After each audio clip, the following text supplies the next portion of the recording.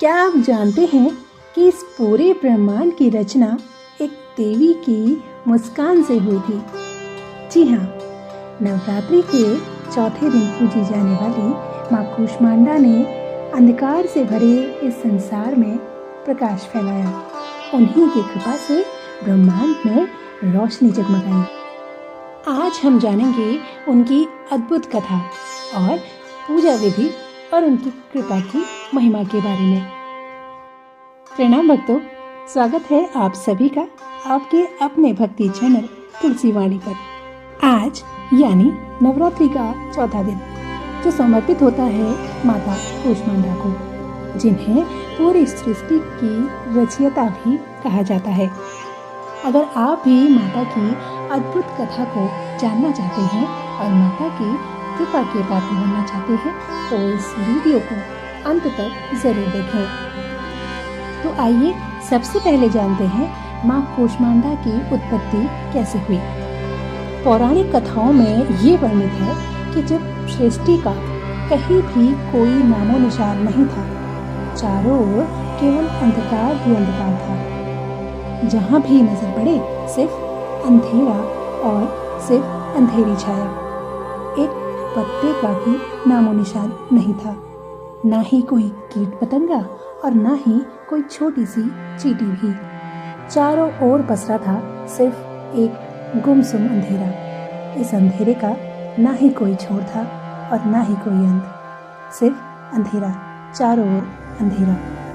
दूर दूर तक भी सृष्टि का कोई अस्तित्व नहीं था। फिर हुआ एक दिव्य चमत्कार। चारों दिशाओं में फैलने लगा उजाला। रोशनी की अद्भुत जगमग से ब्रह्मांड जगमगाने लगा।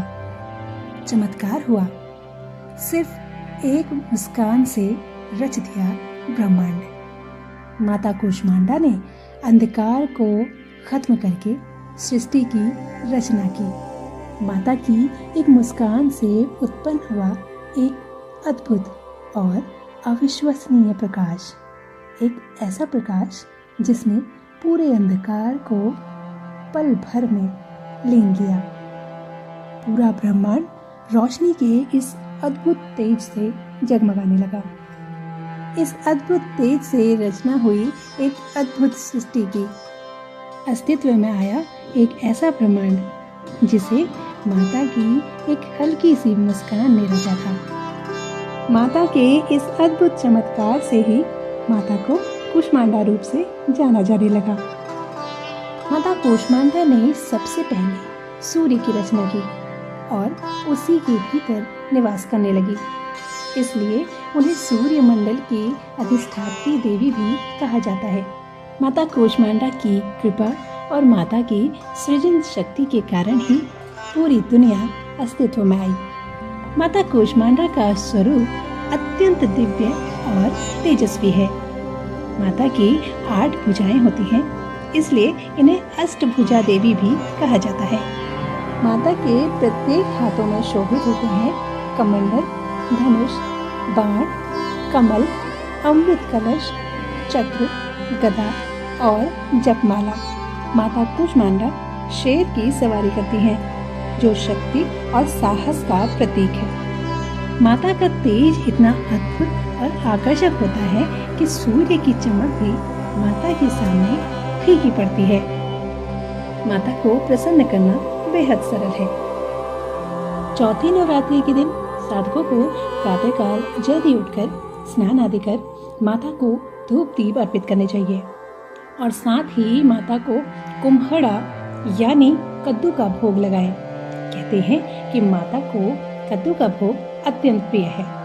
सच्चे मन से माता की पूजा और अर्चना करें और माता के इस दिव्य मंत्र का जाप भी करें।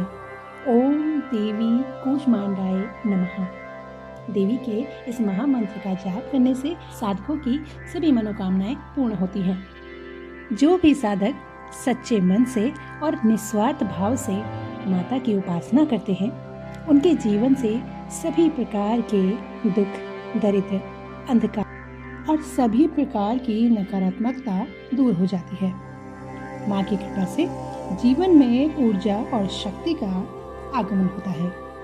रोग और कष्ट दूर होते हैं, धन धान्य और सुख समृद्धि प्राप्त होती है, आत्मविश्वास और जीवन में सकारात्मकता बढ़ती जाती है।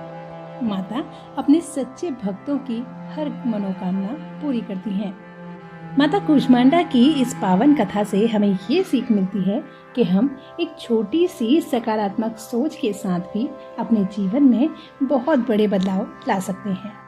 जिस तरह माता ने ब्रह्मांड में फैले पूरे अंधकार को प्रकाश से उज्जवल कर दिया, ठीक उसी प्रकार हमें भी अपने जीवन में सभी नकारात्मक सोच को खुद पर हावी ना होने देते हुए अपने जीवन में सभी सकारात्मक सोच और कर्मों को करते रहना चाहिए।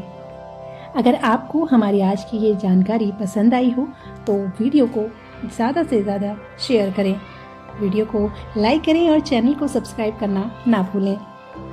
और ऐसे ही भक्ति से जुड़े वीडियोस देखने के लिए जुड़े रहें हमारे साथ। मिलते हैं माता की महिमा की एक और कथा भरी वीडियो के साथ। तब तक के लिए जय माता दी।